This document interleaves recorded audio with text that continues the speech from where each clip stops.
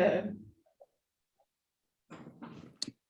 right. Hello and welcome to the Mango Heart Wisdom panel. My name is Shelby Bradford and I am stepping in for our beloved Sherry so she can finally be a panelist. She finally gets her turn. And she is joined by the fantastic Nita Sweeney. And we are just all very excited to be here. We're kind of calling this our Thanksgiving panel, and it's just gonna be a little love fest, and can't wait to hear more from Sherry and Nita and everyone. I think it'd be best if we start off with introductions. You can make sure you hold up your book and tell us a little bit about yourself and your writing journey, what led you to Mango. Really, you know, this is your time. Sherry, you know the drill, so let's start off with you. Gonna put it right on you. First of all, thank you, Shelby, for stepping in, and thank you, Mango. This is fun to be on this other side, so I'm so excited.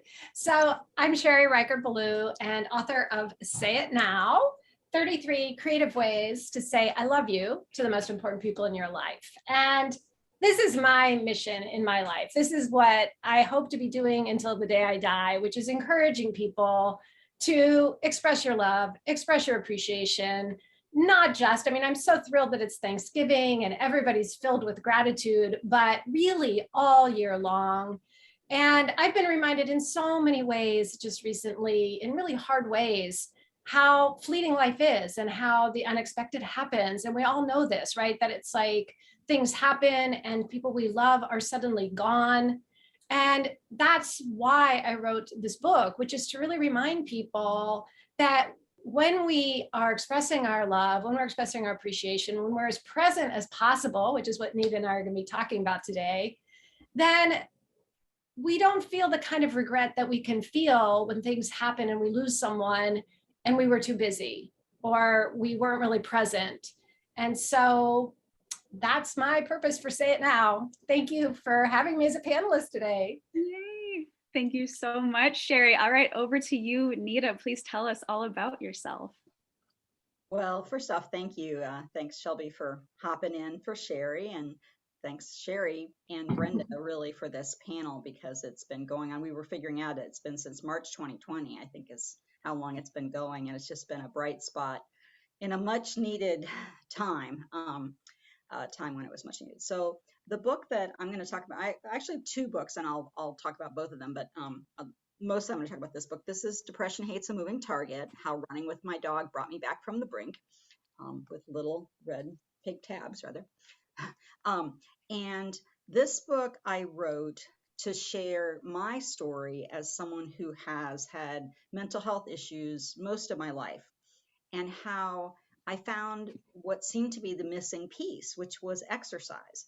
I had gone to therapy. I've been a long-time meditator. I take meds, did a lot of things. I tried different exercise kind of fitness things, but mostly just to lose weight. They weren't the kind of thing that I'm doing now. And I sort of accidentally discovered running when a high school friend who was about the same age, at least the same size I was at that time, not athletic particularly, posted on social media that she said, call me crazy, but this running is getting to be fun. And I thought, she needs help. I just was just like, she is just not. Yeah.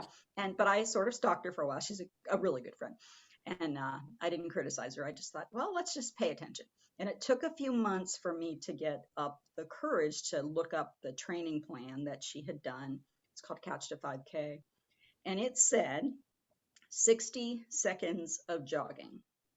And I think if it had said 90 seconds of jogging or even 30 seconds of running, I would have closed the computer, gone back to bed and said, forget it. But there was something about 60 seconds of jogging that caught my attention. And it was also spring. And I live in central Ohio. The ground was covered with snow, but the crocuses were starting to bloom and the snowbells and just the little spark of life. And so I tried it. I leashed up my dog as a decoy because I didn't want the neighbors to think this, old, overweight, middle-aged woman was, I did. That's what I did. I went down to this ravine where no one can see me. The houses are all set way back. And I set this digital microwave timer I'm not a microwave, but it's a digital timer for 60 seconds. And then I stood there long enough for the dog to kind of look at me like, are we going to do something? Or are we just stand here? And then my dog was, yeah. And then we jogged. And that was a beginning of something that really changed everything. And it took a while for it to change things, but I was able to go from 6 medications to 1 medication. I was able to cut back on therapy, and I started to want to live again because I had gotten to the point that I was pretty much suicidal. So that's the story that's in this book. I also have a second book, which I co-authored with the lovely Brenda Knight, called You Should Be Writing. It's a journal of inspiration and instruction to keep your pen moving. And it's a blank book with author quotes at the top of each page to get you going. And it's organized by topic. So there's like a little micro essay at the beginning of each chapter, each topic chapter, to just sort of introduce it and get you going. And so, yeah, those are my 2 books. And I consider myself, I think I would say I'm a mental health advocate. That's probably if I had the title that sticks the most. I'm also a meditation, leader coach kind of person. I'm an ultramarathoner. I ran an ultramarathon this year, which was way fun. And I'm a dog mom and then, wife and sister and all that kind of stuff too. But yeah, the thing that gets me up in the morning is thinking, okay, how can I help people who have the same challenges that I do to live their best life? Grateful to be here. Thank you.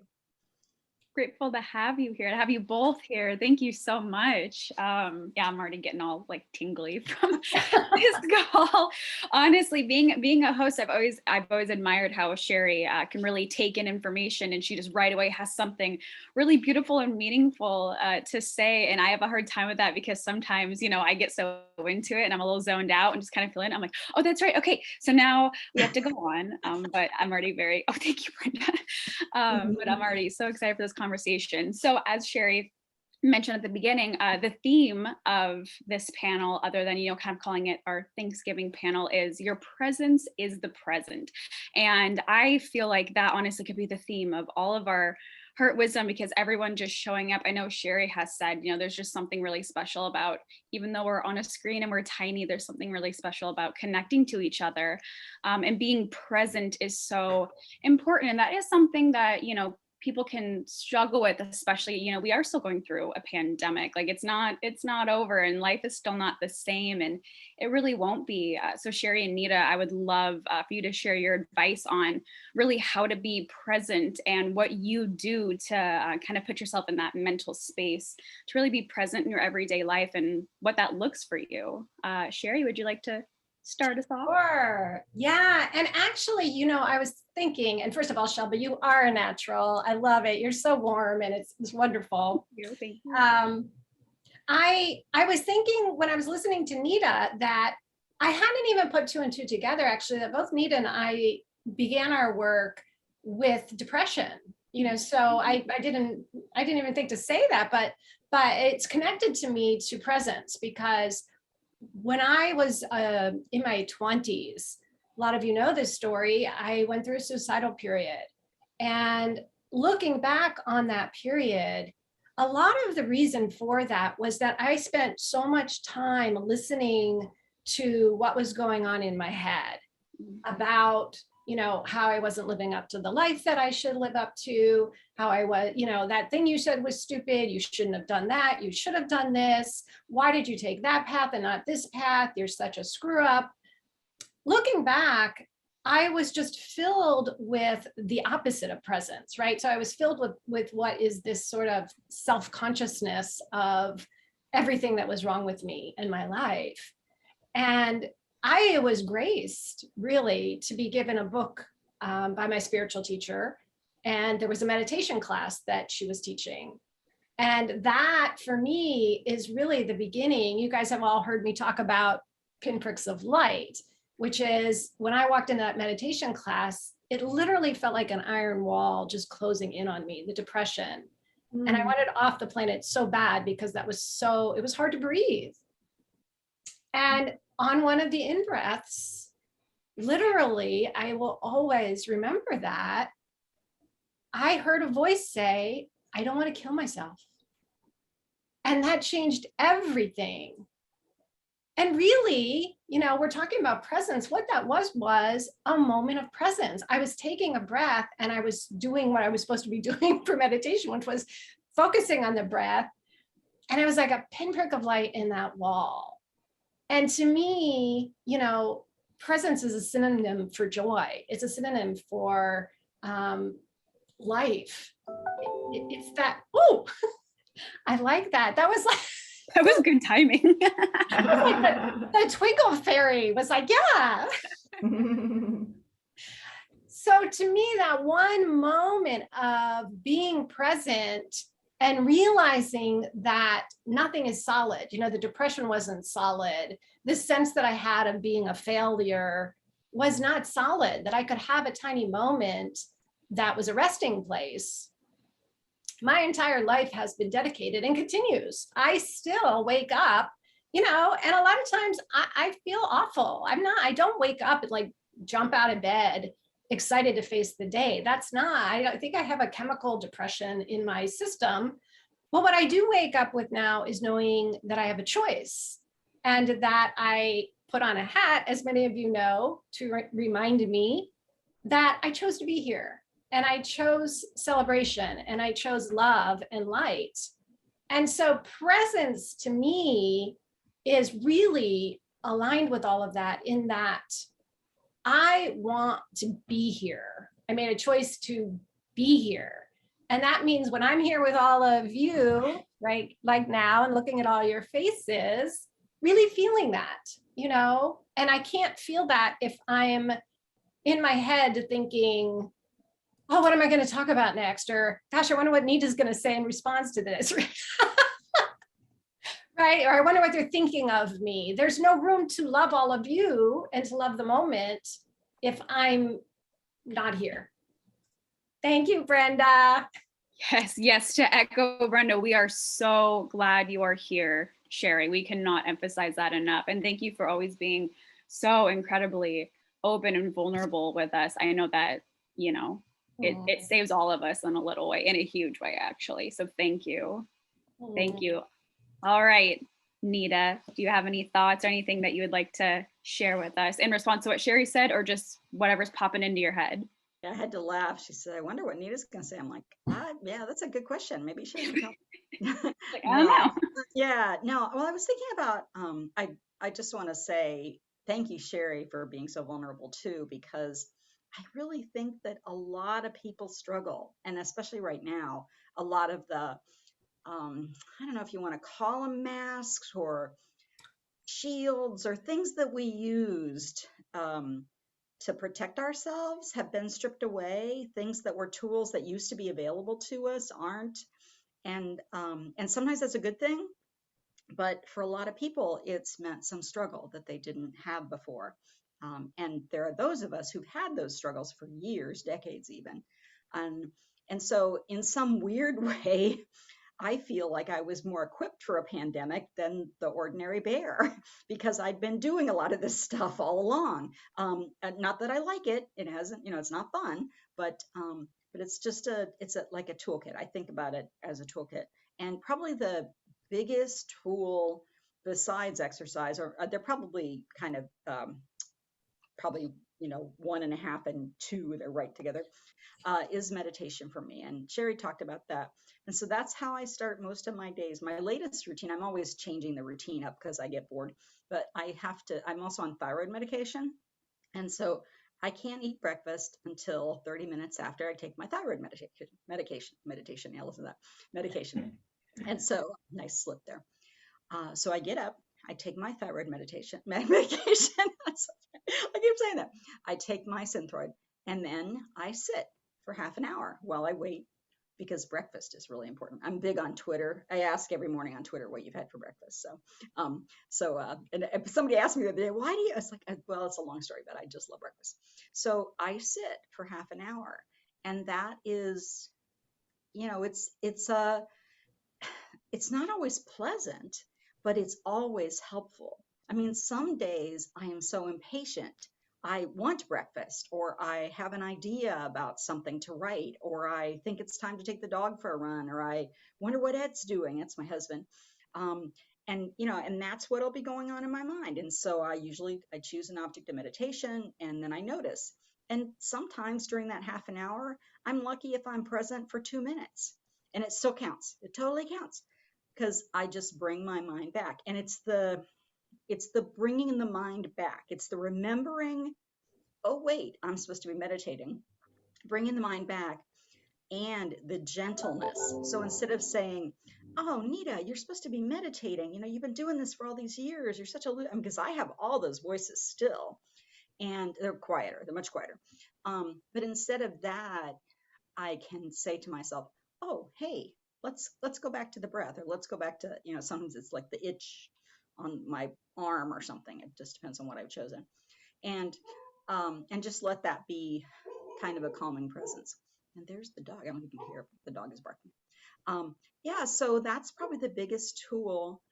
I think that the other thing, I mentioned the gentleness, but there's a balance between being gentle with yourself, and we always hear that, like, what's that, what my head says is, you're lazy, you should be doing more, you could do more, you could, and so I can bring that gentleness back and go, you are doing the best you can, Nita. Developing that inner voice that's saying, this is good, you're doing the best you can. And I grew up with people that yelled at me. I mean, that's the way our family was. Sometimes there was yelling, and I don't have anybody that yells at me anymore except me. And so I go, oh wait, Nita, you're the one who's yelling. Let's just, you don't need to yell. It's okay. So all of that kind of inner work, and to me, that comes up in meditation. What's interesting is it comes up when I'm running too. You get, I don't care how far it is, but you get a few miles in, and there's if I have that voice that's going to be critical of me, it's going to come up. You're not going fast enough. You're not going far enough. Didn't you miss a run last week? What's that pain in your knee? I mean, all that kind of stuff, it comes up. And so it's another chance to use the same exact tool of gentleness. Oh, wait, you're doing enough. This is as fast as you can go. Are you doing your best? All that kind of stuff, kind of an internal inquiry. And then bringing myself back to whatever the thing is that I've chosen to focus on. So I don't know, I was thinking, I'm not sure if this is even what you asked. Yeah, this is good. Brenda's just livening up the chat there. Thank you. Always. Yeah, she's the good. Pizza. She's got a pizza. Okay. It's, my meditation teacher often says, it will be like in a 10-day silent retreat, and maybe day 7, and that's when everybody starts to fall asleep. And he's like, there are legal stimulants in the lobby. If you need the legal stimulants in the lobby, please go partake. Usually he's talking about coffee and green tea. But I was thinking about how to be present when you're in the midst of, let's say you're the one that's making the Thanksgiving meal. And so you've got the main dishes in the oven, and then you got the sides, and the pies are over here. And did you get this? And so you're juggling a lot of things. How the heck can you stay present when all those things are going on? Well, first off, you probably already are, and you don't realize it, because you couldn't cook like that if you weren't, because that is the attention required for meditation.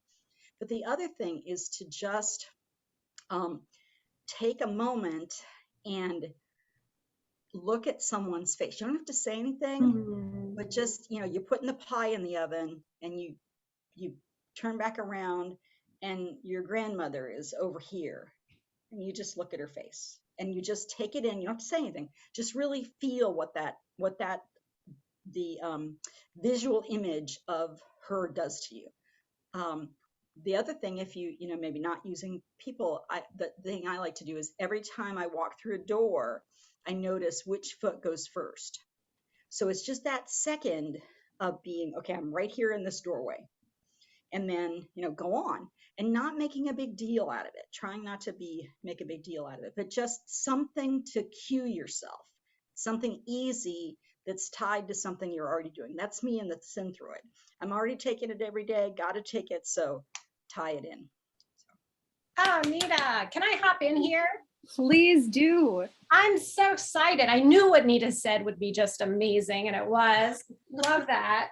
So, two things that came up for me when you were talking, and one is the intentionality. So, when we sit down, we both meditate. So, that's sort of a simple thing to talk about. But usually, you set a time, I'm going to meditate, right? And there's something about the intention that makes it very different, right? Because otherwise, we're just walking around and we don't have that reminder. Oh yeah, come back, come back. And so similarly, what you said about tomorrow, many of us may be with people that we love. And what is the difference if we go in with an intention? I really want to be present. Or we could say, I really want to be happy and grateful with the people that I'm around. I really want to be someone who lifts up the energy.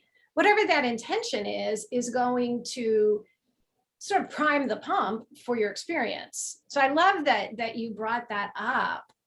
And the second thing that came up for me, and it may be a little late for tomorrow, but it's not too late for the rest of the holiday season, which is that we can set up our lives, we can set up the culture of our families even, so that we have more of a chance to be present. So for instance, like in the example where Nita was talking about, you're the one cooking the dinner. You don't have to be the one cooking the whole dinner, right? You may be tomorrow because maybe it's too late, but I pay really close attention. I'm a huge fan of scheduling. And the reason is that ensures that I get plenty of time to myself. I get plenty of time where I'm not doing something so that I can actually be with people. And I think oftentimes those two go together, right? The preparation and intention.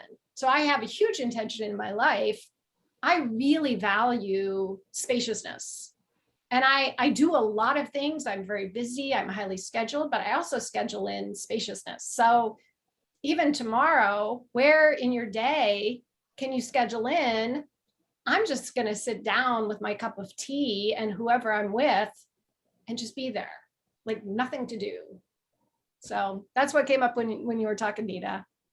Yeah, thanks, Sherry. That's an excellent point because I know that it's so easy for us to let other people um, schedule our time, schedule our emotions, schedule how we feel about ourselves. It's just really easy to do that, and that's one of my practices is to figure out kind of, is this my stuff or is this somebody else's stuff, and where do I stop and where does the other person begin? And I grew up in a family where things were kind of dysfunctional, and so a lot of times it just felt like nothing. You were just all like this, all the time. And so that's been a lot of my adult journey, is to kind of bring myself out into, okay, what's Nita? And the interesting thing with meditation is that what you find out is that you're a lot more wave than particle. And so it's kind of weird because I learned like in therapy that you're supposed to set these firm boundaries, and yet when you just let it pass through, there's nothing to fight. And I'm not sure if I'm making it, since I'm sort of talking at a kind of more philosophical level, but my mother had died many years ago, I'm thinking of Karen at the time, and I'm hoping she'll hop in here, but I love some of the work that she does, and you guys will hear her on another panel possibly, but because the thing that gave me freedom was when I realized that other people were not in charge of my moods. And I still have, I still am, if Ed is upset, it's really hard for me to not be upset either at whoever he's upset at, or especially if he's upset at me. That's always going to be a challenge for me.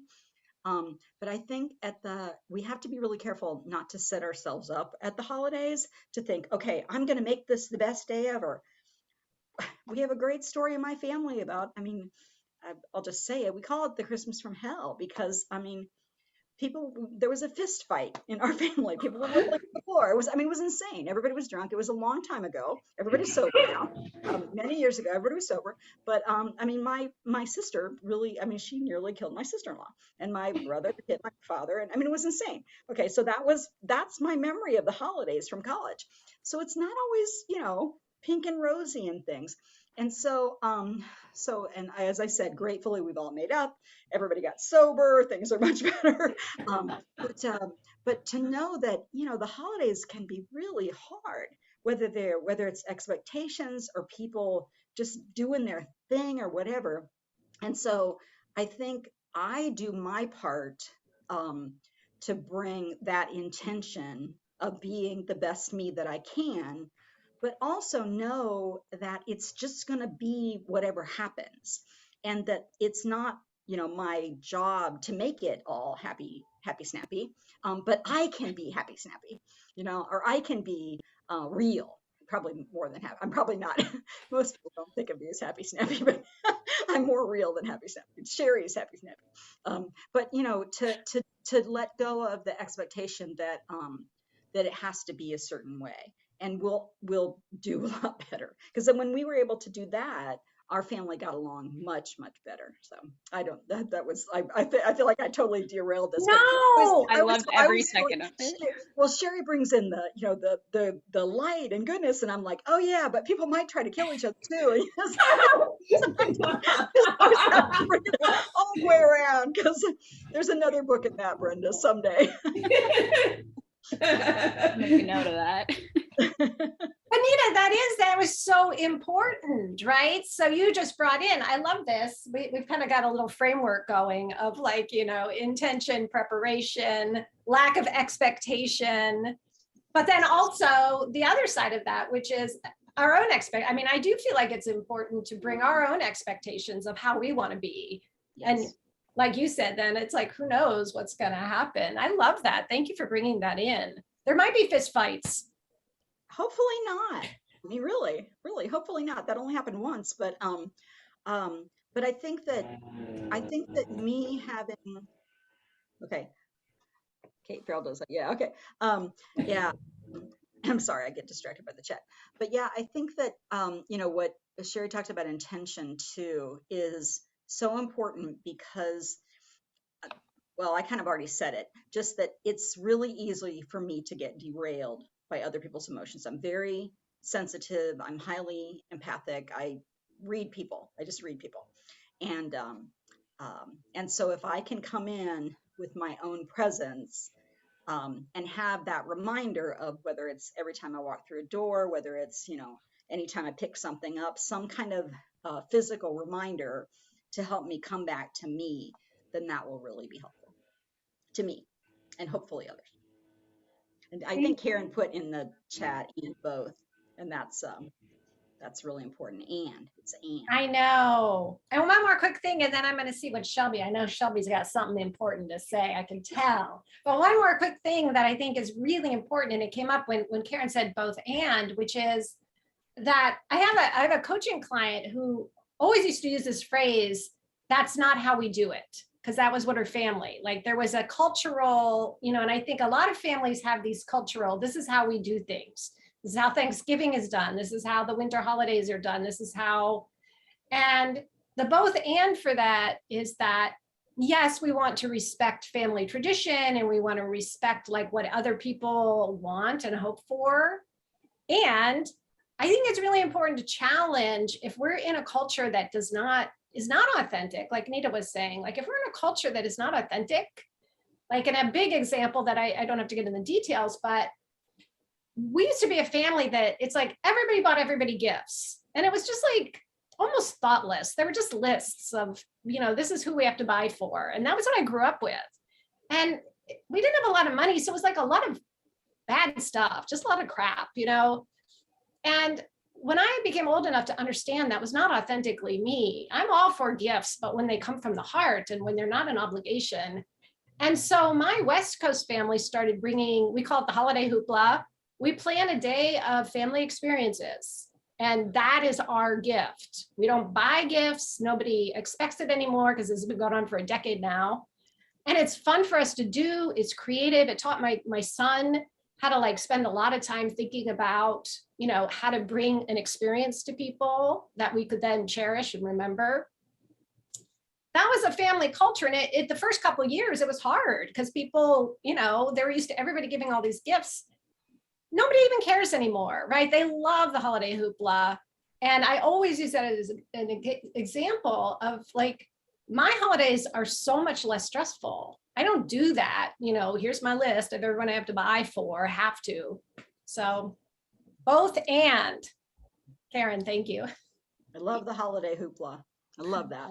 Love that. And honestly, Karen, I feel like you have lots of thoughts swirling around in your brain right now. And I would love it if you would feel comfortable sharing just kind of what's coming to the front of your mind. Share, if you could ask her to unmute. I would just love to hear your thoughts, Karen.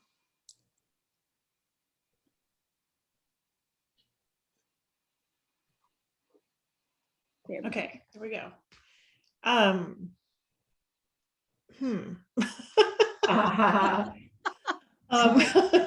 Yeah, fist fights in families. I that was one of my experiences. Fist fights and being present, and we're not doing anything for Thanksgiving tomorrow. We're like, it's just me and my husband, and we are both like really glad that that's what it is. We're gonna be painting. I didn't really have lots of thoughts rolling around. I'm being present. I'm like listening, and there we go. Honestly, maybe I was almost like projecting my own thoughts on you, because my mind right now is like the Twister from the Wizard of Oz. Like I'm just taking in everything and it's just swirling around. Talking about just being present. It's interesting how sometimes it almost comes in more natural with certain people in your life, and others you really have to kind of put forth a little more effort. Really, when we were having this conversation, I don't know why, but I just kept thinking about, surprise, surprise, I was thinking about my niece. And, she is someone who, she walks in the room and whatever I am doing, I will literally, even if I'm holding my laptop, at like 5 feet in the air, like I will drop it and I will run to her. Like no matter where she is, if I'm on my phone, if I'm in the middle of texting a cute boy and she starts to crawl towards me, like my phone goes down. Like she is just such a wonderful reminder, or just, she's a really great, I don't even know what to call her, but it's so easy to be present around her. But then there's people, almost like, my parents who I love, but I see them every day. And, so it's like, we pass each other in the hall, and, my mom will bring me a bagel for breakfast, and like, we just go around our routine. And I'm just thinking about how like, I can't necessarily think about the last time I was truly present with them, or if I'm, kind of scrolling on Instagram on my phone and my mom is saying something, of course I'm listening and I'm responding to her. And if she has a problem, at work or something, I'll listen, but it's not quite the same. And so this was like a really wonderful and weird reminder just about, even if it doesn't come easy, it's about putting forth the effort. And, I don't know, that's just like what was swirling around in my brain, I guess. But yeah, this has just become a really wonderful conversation. And to kind of bring it, I know we're still kind of talking about the holidays, and I guess to kind of just stay on that level, Nita, earlier you were talking about being gentle with yourself. And I feel like that is a huge thing, around, it's the holidays, they're wonderful, but they're stressful. And sometimes family dynamics add stress. And, you can take all the bubble baths you want, and you can do all the face masks in the world, but being gentle on yourself is really, it's on the inside. And we've all kind of talked about and understood, sometimes some not so happy thoughts that go swirling around in our head, and some not so, positive voices. And I'm just wondering, both Sherry and Nita, how you really are gentle with yourself on, what you say to yourself and what goes through your mind, even if you have to make yourself say something nice. I'm just wondering how you are gentle on yourself, especially during the holiday season when things are a little heightened. I don't know if anything's popping into either of your heads right now. Nita, do you want to go first and then I'll go? Yeah, I'll go. I think that the biggest thing is just noticing it, because it happened for so many years. Those negative voices and that self-criticism was just so strong, and I didn't know it was there. And so when I hear it now, I can take a breath, I can take a step back and kind of ask myself, is that really how you want to be talking to yourself? And it also, because it comes up in meditation, I'll notice it then. And for me, it's better to let it kind of let it, it's like I watch it arise and then let it do its little dance and then let it pass. Because if I give it energy or if I try to fight it actually makes it stronger. Because I have, this isn't completely meditation, but it's something that really works for me. So if I hear myself say something really critical, oh, you're lazy, you should be doing more, you should have worked harder on that today. I will say, hey, thanks for bringing that to my attention. I appreciate that you're trying to help. I get it. I hear you. And I've got another tactic. So how about if you just give me a little bit of time here? Just take a step back for a second and watch for a little while and let's see what happens. And so I actually have kind of like a dialogue with it. I go to the library a lot right now because that's a good place. The study rooms are back open and I kind of live there. And I was in the bathroom talking out loud to myself and I hope no one was in there because I was like, all right, now that's an interesting thought, mind. I'm really working on that and I have an idea about what I'm going to do with that. So thanks for the information and I'll get back with you. And then I realized I was in the bathroom and I thought, oh my God, but it works because it's like that part of me really thinks that I need help. It thinks it's protecting me. It's you can call it the reptilian brain, whatever. I used to call it the earthworm brain, but it's a part of me is not logical, not in the front brain. But if I don't acknowledge it, then it thinks, holy crap, she's not listening. We've got to get her attention. And it just gets louder. And once I figured that out, that really helped. So there's the true meditation path would be to be able to notice the thought arise, notice it do its little dance, and then pass away. And sometimes that works, but sometimes it doesn't. It just keeps shouting.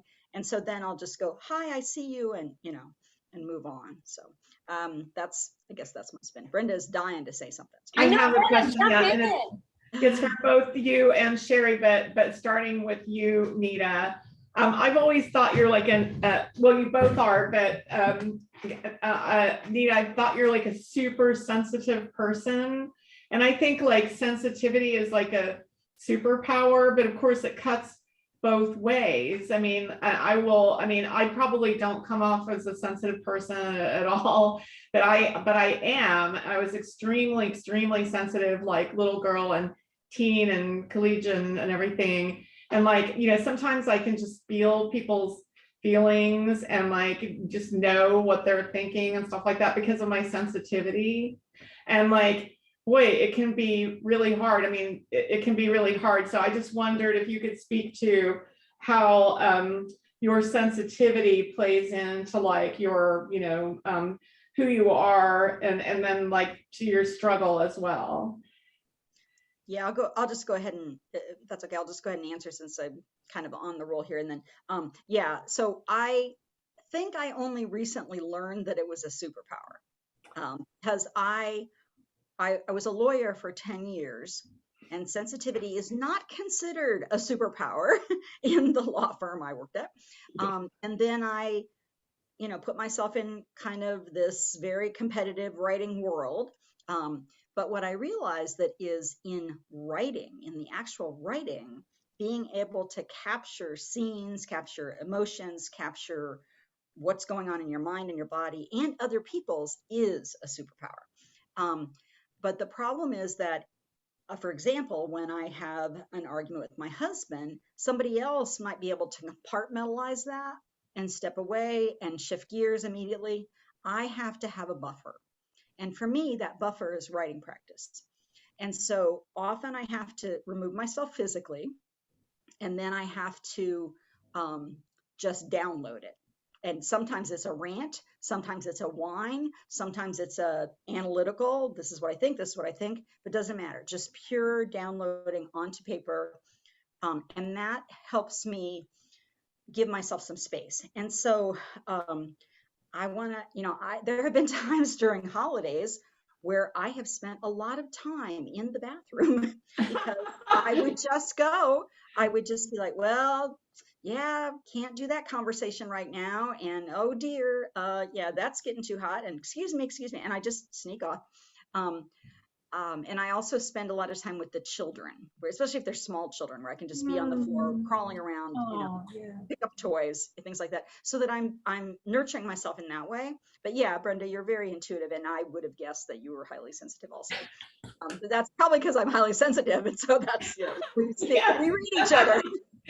But yeah, question. And the thing is that I think it's we get a bad rap because there are times when that uber sensitivity makes it hard to do things that other people just take for granted. And I think my tendency to think that that was all a bad thing contributed to me being depressed, because it was like a cycle. I was just cycling it in on myself. But it took the right people to help me understand what was going on, and me being willing to drop my own conceptions of what a strong woman should be, what a strong writer should be, what a strong wife should be, all of those things, what a person can be, and that you can be highly sensitive and be very, very strong at the same time. So.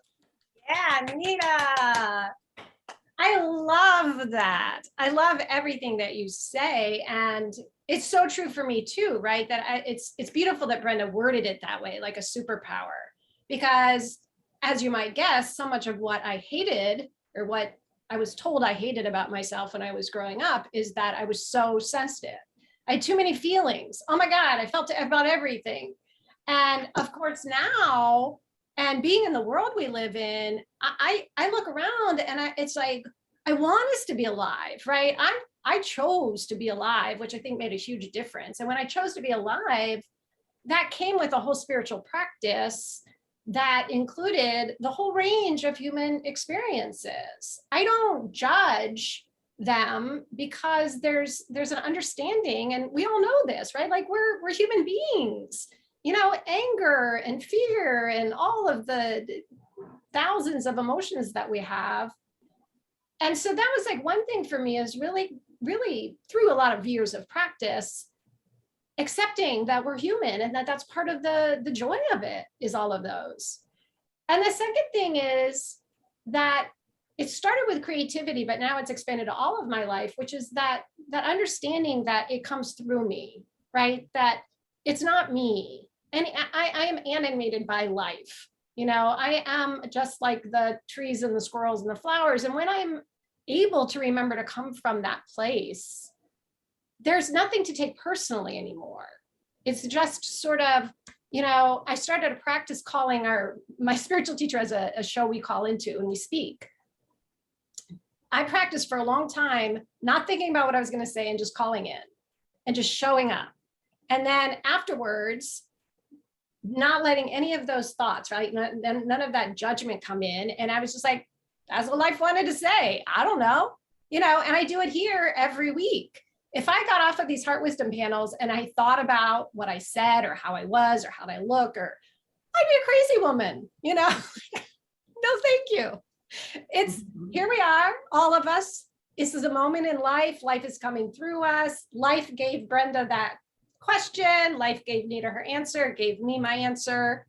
Now we're in the next moment, right? Like, to me, that's the only way I could do it without being crazy anymore. And I was crazy for a long time.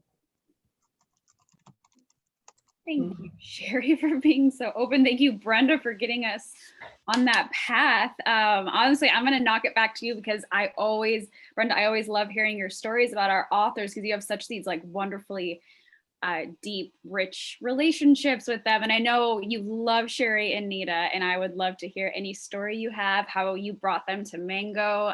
Yeah, I would just love to hear more from you. Sure. And I love everyone here, whether you're an author or not, but it so happens that 3 of our greatest are here. And I'll start with Nita, because I think I mentioned it, but it feels like it's been many, many months ago, that she came over, a proposal came over the transom.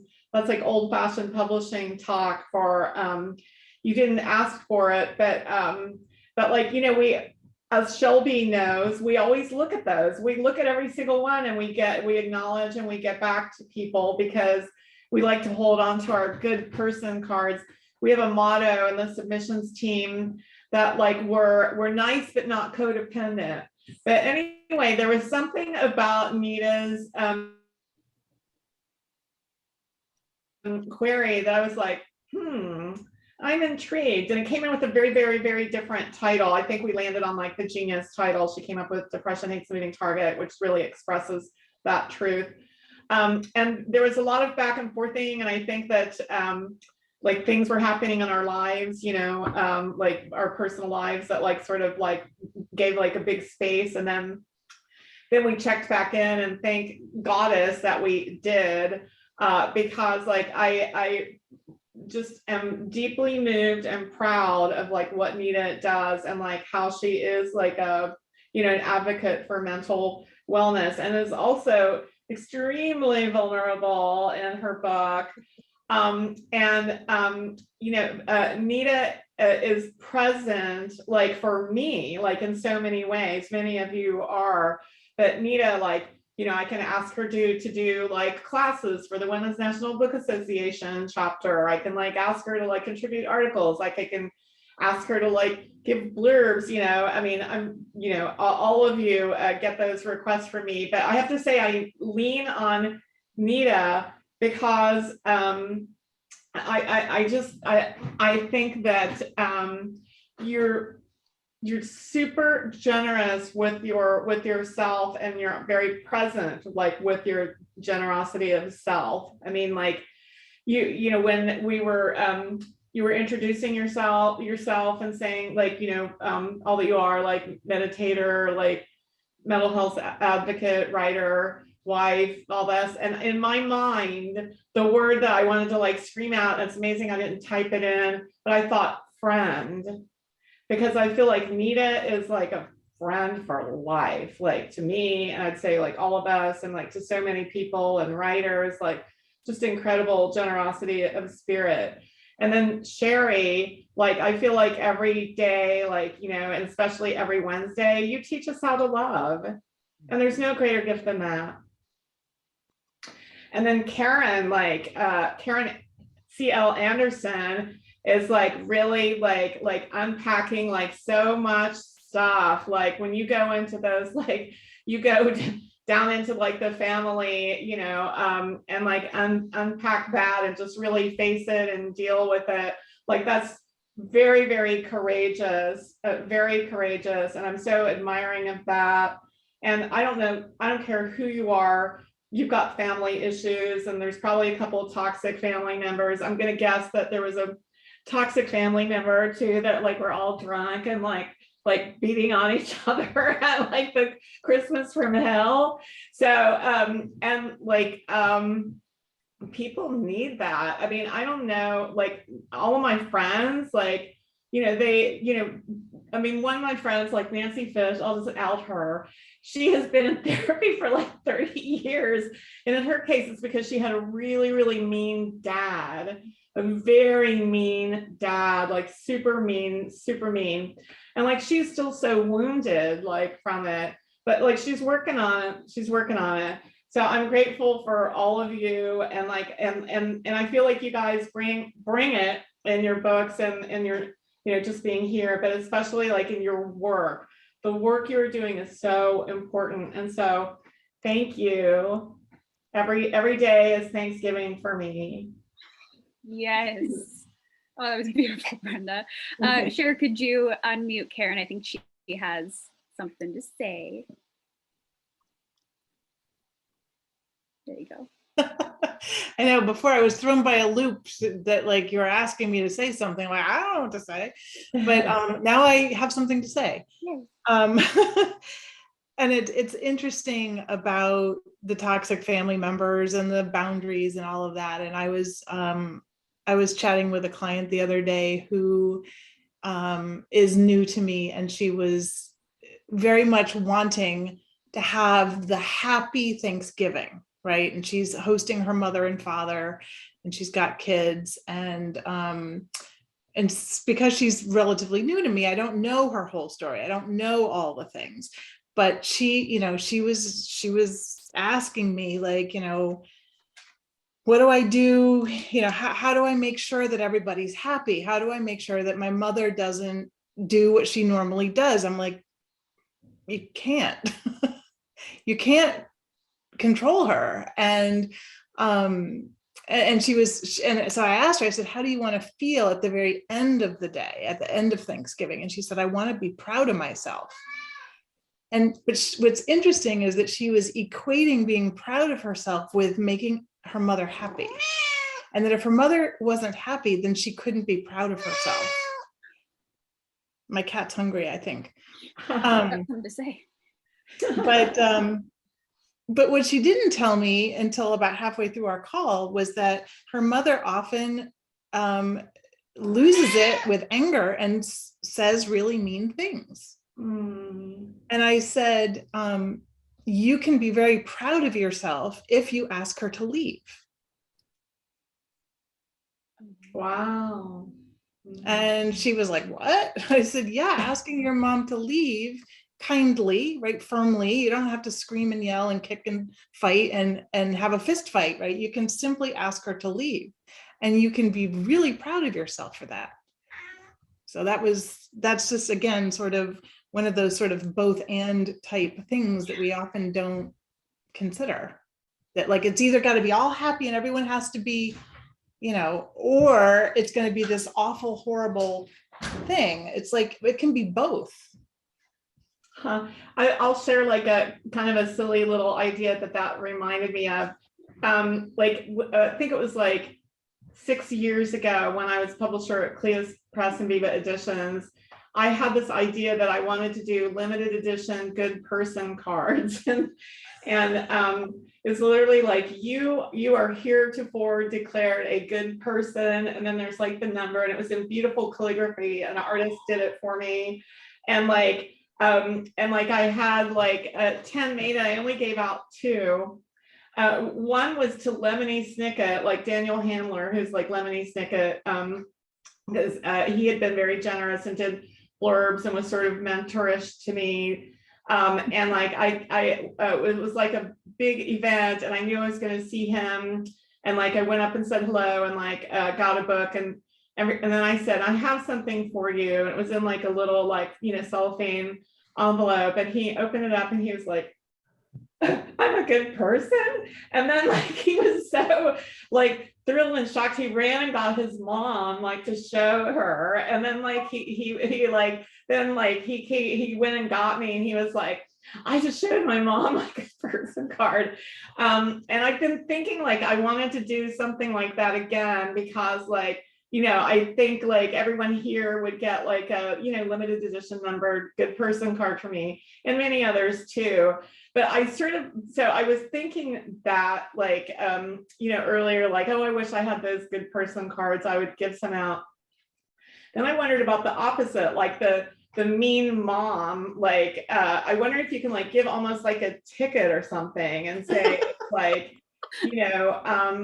like basically like you have to go to like you're just too mean to be here, like I'm sorry, you have to go, come back when you're going to be nice or something. I mean, I know that's just like sort of a half-baked idea, but like there should be a way to like just sort of like if you can't say it, if it's too hard to say it to your mom, like get out of here because you're mean, like maybe there's that little document, like you just say, okay, this is for you, and then I'm done talking here or whatever. Anyway, good person cards, and then there's something else that being given out when people aren't being such good people.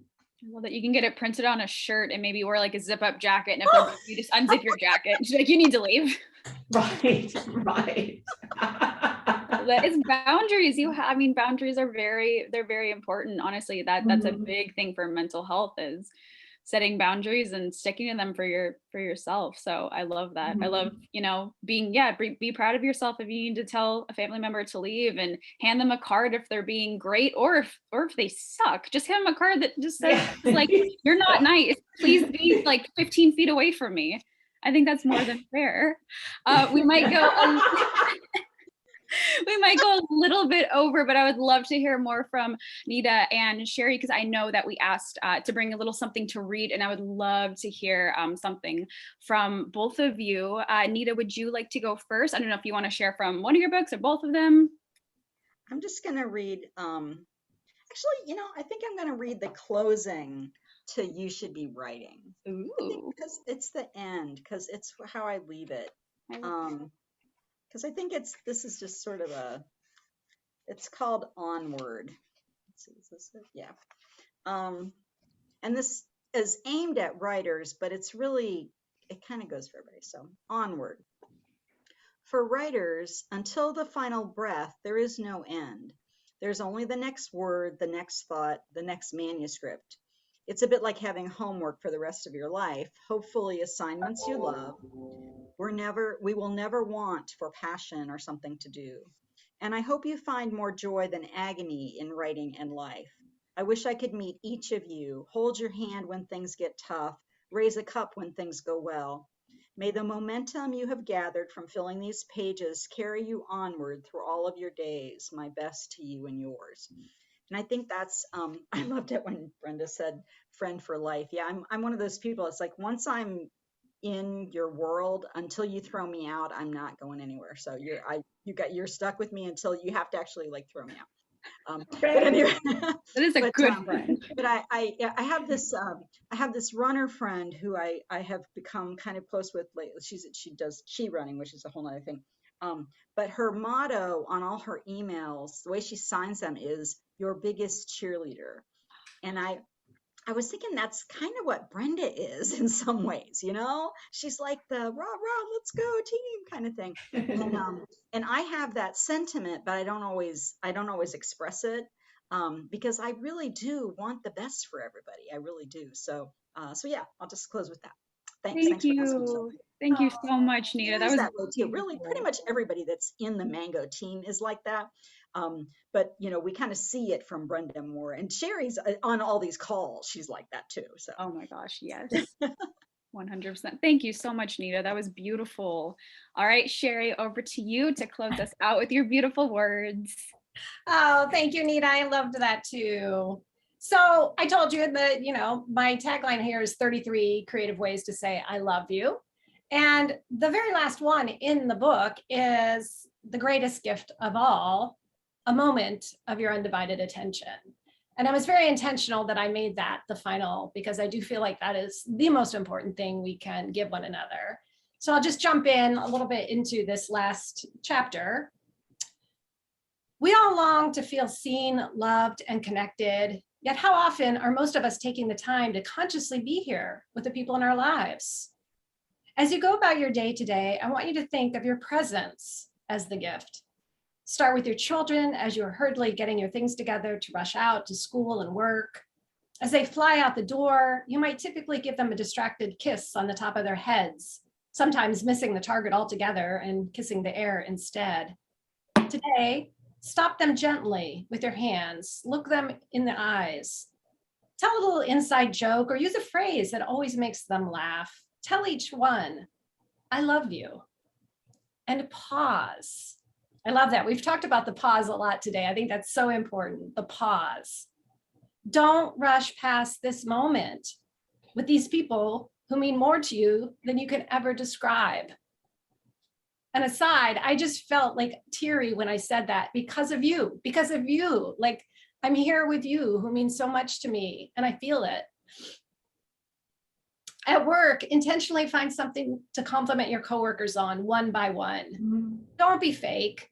I mean an authentic compliment. Tell Nancy you're so appreciated all the time she put into that dancing report.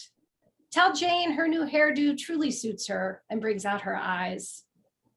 Mention to John that you were inspired by the way he spoke up at the board meeting yesterday. Again, make that pause happen. Your gift, remember, is this tiny magical moment.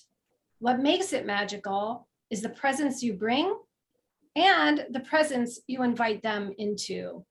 Try it with strangers too. On your way home from work, when you zip into the bakery to pick up some olive bread, look the baker in the eye and say something like, I want you to know this bread always makes my daughter so happy. She designs faces on her plate with the olives and then gobbles them up. You are not just baking bread, you are adding to my family's happiness. Thank you. Please don't disregard this last gift. I deliberately put this one at the end of the book to give it the most weight. Most people wake up and go about their day as if it isn't a miracle. We forget that this adventure on planet Earth that we share with 7 billion others is temporary. Every once in a while, when someone we love dies or when we're hit with a critical illness, the veil lifts and we remember how truly precious every minute is. Can we find a way to express that preciousness in our everyday life? And can we gift it to others? Here's what I want to leave you with. Our lives are made up of singular moments. We have the choice to make our moments memorable. And making magical moments can be the biggest gift to ourselves and to others. So I, again, just want to say thank you. How many magical moments have I had with you? You know? And it's because, and I know you all know this, you show up. And we say this every Heart Wisdom panel, right? It's like you show up and you matter. And that's what we can do every moment of our lives, I think. Thank you. Sherry and Nita, I cannot thank you enough. This was such a beautiful talk. It was, I mean, every week our talks are so wonderful and deep and open and vulnerable, but it feels extra special being before a day that's all about thanks and love and giving. And this has just been fantastic. Thank you so much, Karen. Thank you for being here. Brenda, thank you for every single thing that you've ever done, which is just spectacular. Angie, it was great to see your face, and my Rennie and Liz Marie. I know you guys are listening and you are very much appreciated. And Cher killed it with the Zoom and she's doing fantastic. And I just want to thank all of you for being here and come back every week because we love seeing your faces so much. Shelby, thank you. You rocked it. That's a great job, Shelby. Yay. So Yay, much. Shelby. Yay. Thank you so much. I hope everyone has a fantastic Wednesday and happy Thanksgiving, and eat a lot of turkey and then go take a big nap because everyone deserves it. Happy Thanksgiving. Thank you, everybody. I'm Thank you, grateful for all of everyone. you. So grateful for all of